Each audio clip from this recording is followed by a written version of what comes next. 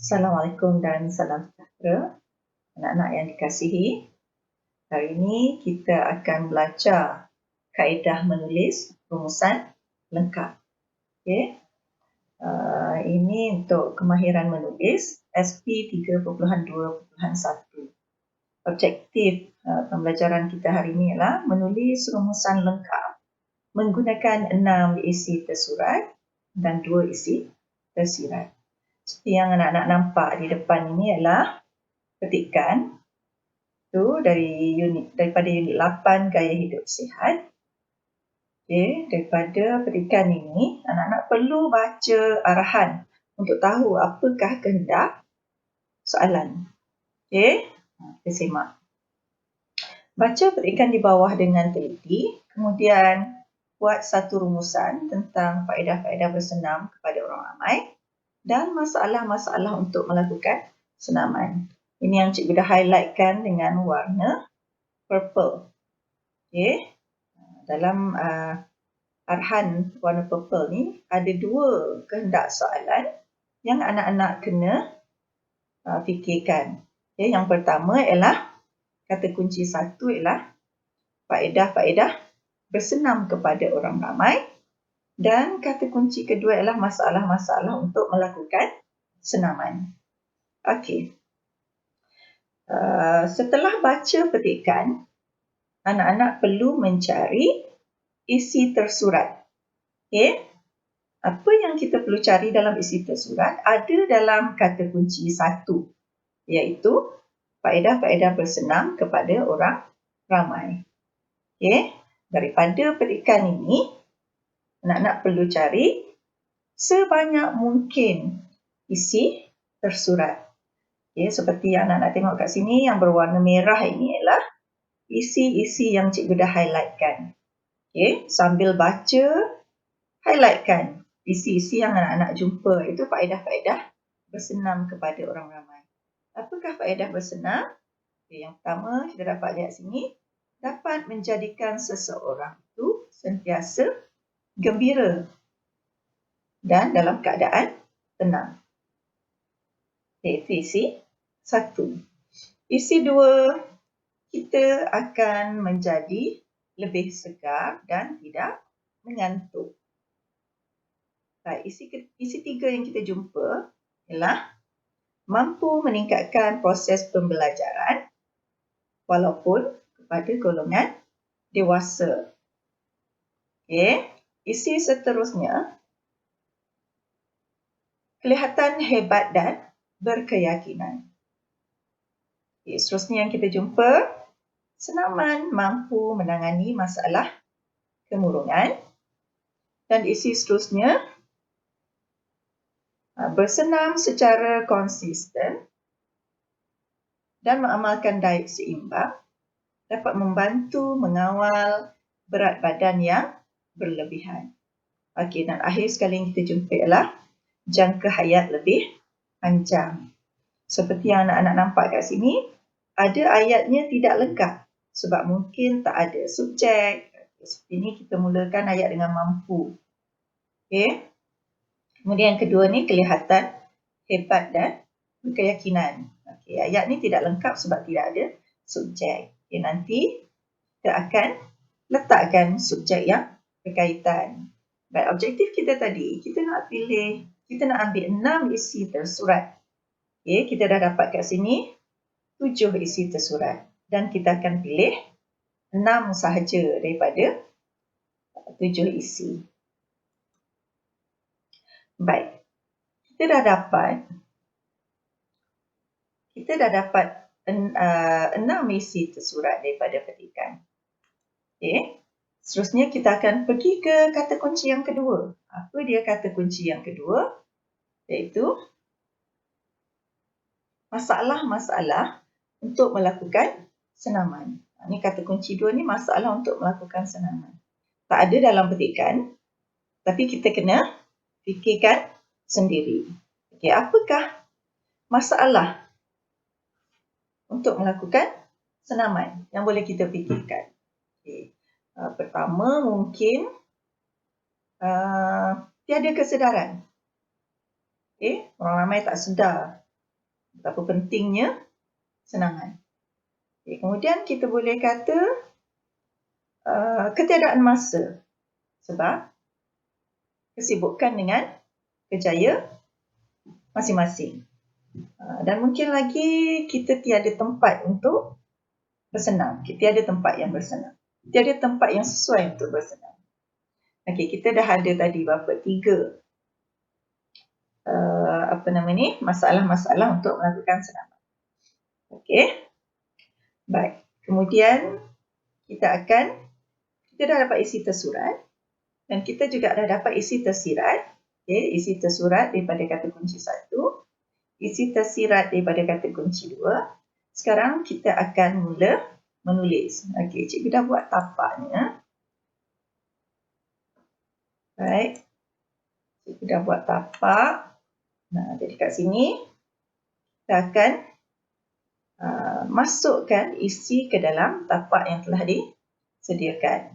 Okey, sebelum itu, rumusan mengandungi 4 perenggan. Iaitu yang pertama, perenggan pertama ialah perenggan pendahuluan. Ini kita mulakan dengan rumusan membincangkan. Kemudian perenggan isi tersurat, kita mulakan dengan kata kunci 1. Faedah-faedah bersenam kepada orang ramai, itu kita ambil daripada kata kunci 1 dalam arahan soalan. Dan perenggan ketiga ialah perenggan isi tersirat. Kita mulakan dengan kata kunci 2. Apa dia kata kunci 2? Itu masalah-masalah untuk melakukan senaman. Dan akhir sekali perenggan yang keempat adalah perenggan penutup. Okey. Baik, kita mulakan dengan perenggan pertama, iaitu perenggan pendahuluan. Mana cara nak buat pendahuluan? Okey, rumusan membincangkan. Kita ambil arahan soalan dari kata kunci 1 dan kata kunci 2. Kita letakkan saja di sini. Okey, mana dia kata kunci 1 tadi? Okey, sini. Faedah-faedah. Okey, faedah-faedah.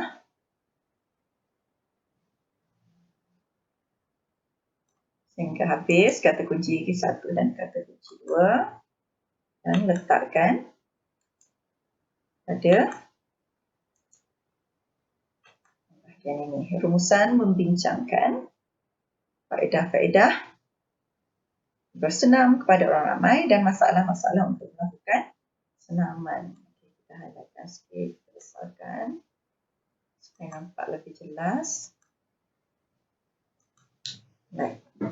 Rumusan membincangkan faedah-faedah bersenam kepada orang ramai dan masalah-masalah untuk melakukan senaman. Okay, noktah sampai di sini. Pendahuluan kita masih belum lengkap ya. Sebab apa? Selalu bagi tahu, kita kena tukar yang ini. Kata kunci 1 dengan perkataan yang sinonim. Okey, anak-anak yang masih belum mahir kat sini boleh rujuk kertas edaran yang cikgu dah bagi pada Prof Fajar yang dah ditampal dalam buku BN2. Okey, itu kata-kata yang sinonim dengan faedah-faedah. Okey. Apakah kata lain yang sinonim dengan faedah? Okey. Mungkin kita boleh ambil kebaikan. Faedah sama dengan kebaikan. Sama juga dengan kelebihan. Sama juga dengan kepentingan ataupun manfaat. Jadi kita pilih satu. Okey. Faedah. Kita tukar dengan kepentingan. Okey, kepentingan. Tuliskan kepentingan di sini. Okey. Faedah-faedah mesti digandakan juga. Kepentingan. Rumusan membincangkan kepentingan-kepentingan bersenam kepada orang ramai dan masalah-masalah untuk melakukan senaman. Baik, kita dah selesai perenggan pendahuluan. Senang saja kan? Ambil saja kata kunci 1 dan 2 dalam arahan soalan, masukkan di sini. Okey, perenggan ini kita mulakan dengan rumusan membincangkan. Sambung dengan kata kunci 1 dan kata kunci 2. Selesai pendahuluan, kita masuk pula ke perenggan isi tersurat. Perenggan isi tersurat. Kita mulakan dengan kata kunci 1 yang kita ambil dalam arahan soalan tadi. Kata kunci 1-nya tadi ialah faedah-faedah bersenam kepada orang ramai. Okey. Tadi kita kata kunci 1 adalah faedah, tapi sini kita dah tukar. Baik. Tapi dalam perenggan isi tersurat, tolong jangan tukar. Sebab kalau kamu tukar, tak sinonim. Okay? Jadi kamu akan hilang isi bahagian isi 1 ni. Jadi jangan tukar. Ambil terus daripada arahan soalan tadi, kata kunci yang pertama. Baik, faedah-faedah bersenam kepada orang ramai ialah kita ambil isi 1 yang kita dah highlightkan tadi. Mana dia isinya? Itu dapat menjadikan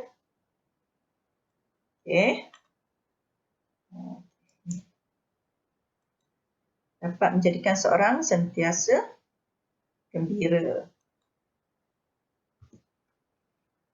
dan dalam keadaan yang tenang.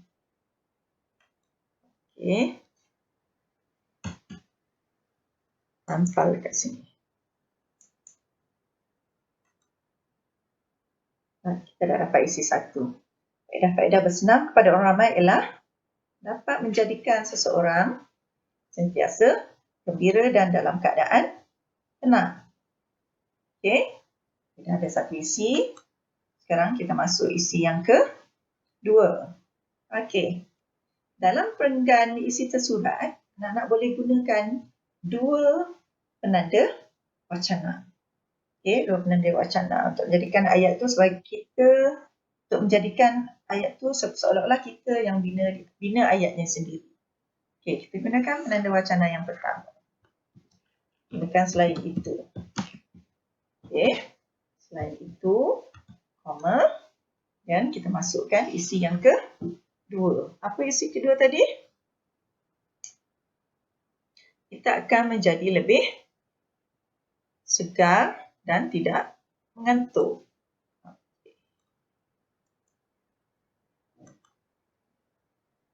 Letak saja selepas penanda wacana. Baik, kita dah ada 2 isi. Masuk pula isi yang ketiga. Senang saja sebab isinya kita dah ada, kita dah highlightkan. Jadi kita masukkan saja. Okey, isi yang ketiga. Letak saja di sini. Isi yang ketiga itu mampu meningkatkan proses pembelajaran walaupun pada golongan dewasa. Okey, yang kita tengok kat sini ayat ini tak lengkap sebab tak ada subjek. Jadi apa subjeknya? Subjeknya adalah senaman. Okey, senaman. Macam mana kita tahu subjeknya adalah senaman? Sebab berdasarkan kata kunci 1 tadi. Ni kepentingan bersenam. Okey, jadi kita letakkan kat sini adalah bersenam mampu atau senaman mampu meningkatkan proses pembelajaran walaupun pada golongan dewasa. Okey, seterusnya. Isi seterusnya. Okey, kelihatan lebih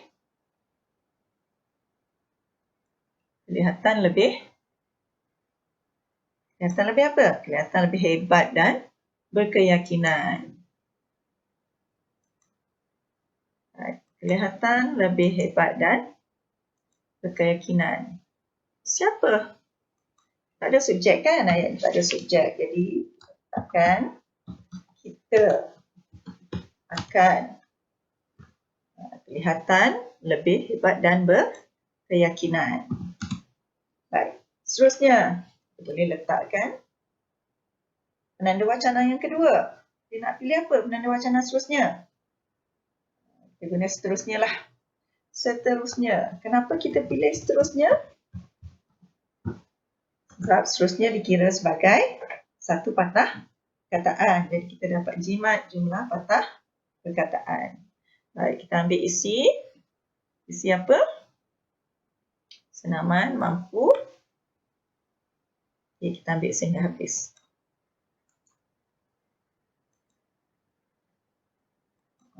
Senang kan? Letak saja di sini. Yang penting ayatnya lengkap. Okey. Senaman mampu menangani masalah kemurungan kepada golongan yang mengalami tekanan di rumah ataupun di tempat kerja. Dan akhir sekali, letakkan saja isi yang terakhir.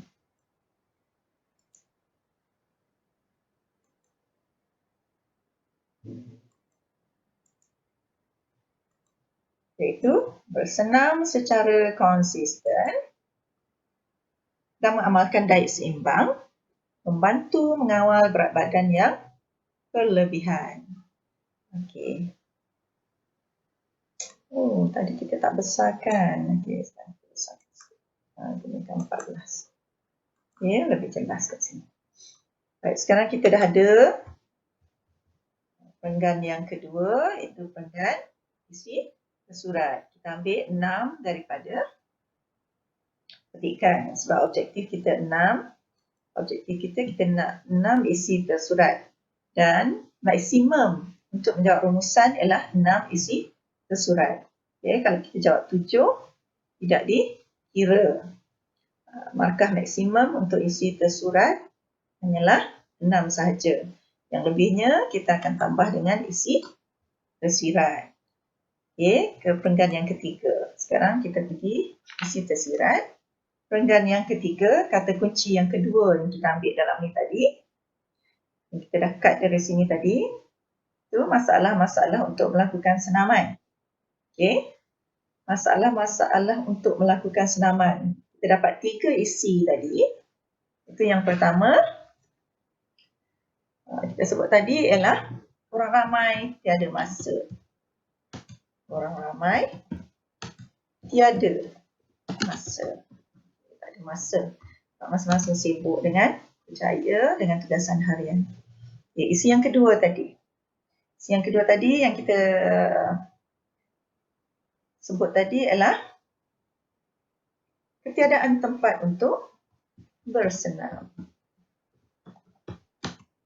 Okay, ketiadaan tempat untuk bersenam. Baik, kita dah dapat 2 isi. Okay. Kita perlukan 8 isi. Kita 6 isi tersurat dan 2 isi tersirat. Tengok nanti. Kalau jumlah patah perkataan kita tidak lebih 120, maka kita boleh tambah satu lagi isi tersirat di sini. Okay. Rasanya jumlah ni memang tidak mencapai 120. Jadi kita boleh tambah lagi satu isi yang kita sebut tadi. Ialah tiada kesedaran. Tiada kesedaran. Tak perlu kita hurai panjang-panjang.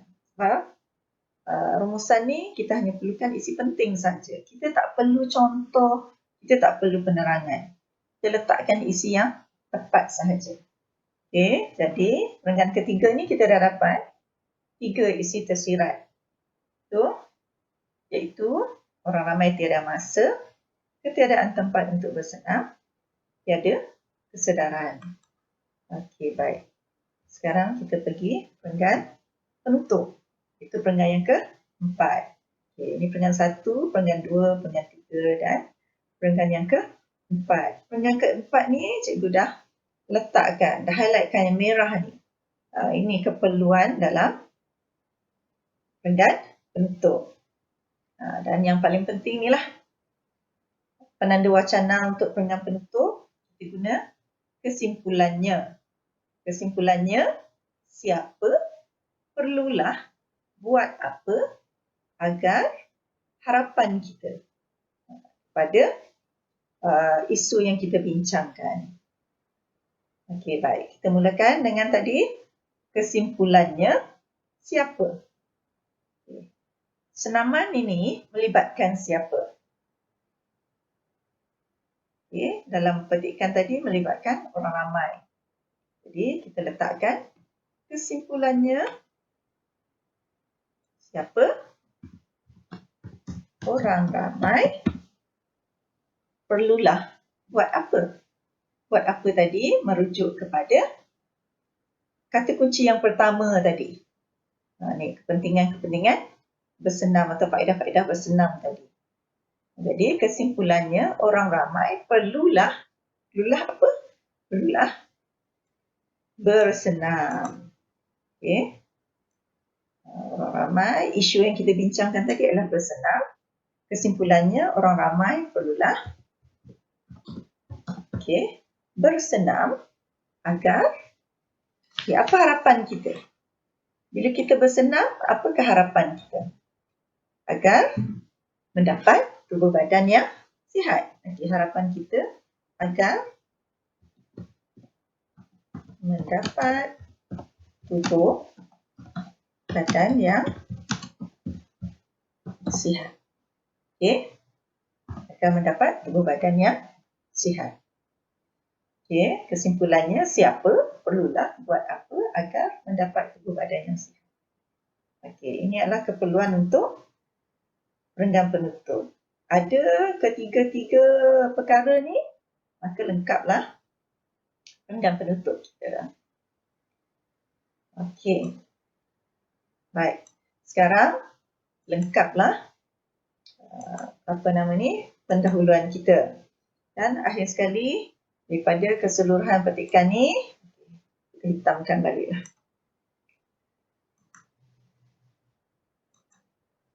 Nampak lebih jelas. Baik. Ini adalah rumusan lengkap kita. Dah lengkap 4 penggal. 1, 2, 3, 4. Dan akhirnya kita kira jumlah patah perkataan dan letakkan dalam kurungan di sebelah kiri bawah ini. Cikgu dah kira satu persatu. Misalnya sini selain itu dikira sebagai 2. Di tempat dikira sebagai 1. Satu patah perkataan. Dan akhirnya kita dapat jumlahnya 106 patah perkataan. Tidak melebihi 120. Jadi 106 ni kita ada lagi beberapa patah perkataan yang kita boleh letak. Mungkin kita boleh tambah lagi satu isi tersirat di bawah ni untuk cukupkan 120. Jadi kita dah punya 6 isi tersirat dan mungkin kat sini tadi 4 isi tersirat. Jadi kita ada lebihan isi. Kiranya mungkin ada isi-isi yang kat sini salah, kita boleh cover dengan isi-isi yang kita tambah di sini. Tapi yang penting isi tersirat, dengan isi tersirat ni maksimum yang dikira hanyalah 6. Katalah kat sini markah yang kita isi yang betul mungkin 5. Kat sini boleh tambah lagi 3 isi tersirat menjadikan isinya tetap 8 isi. Baik, ada sedikit pembetulan dari segi bahasa dekat sini, iaitu pada penggal 2 ini. Faedah-faedah bersenam pada orang ramai adalah dapat. Adalah dapat menjadikan seseorang biasa gembira. Penggunaan kata pemberi ialah dan adalah. Kena hati-hati sikit ya. Baik. Maka selesailah rumusan kita. Lengkaplah dan kiranya semua isi dan penulisan menepati kehendak soalan, maka anak-anak akan mendapat 30 markah untuk markah penuh. Iaitu 20 markah isi dan 10 markah bahasa. Baik, sekianlah saja sampai setakat ini dulu. Selamat menjawab dan insya-Allah semoga kita jumpa lagi.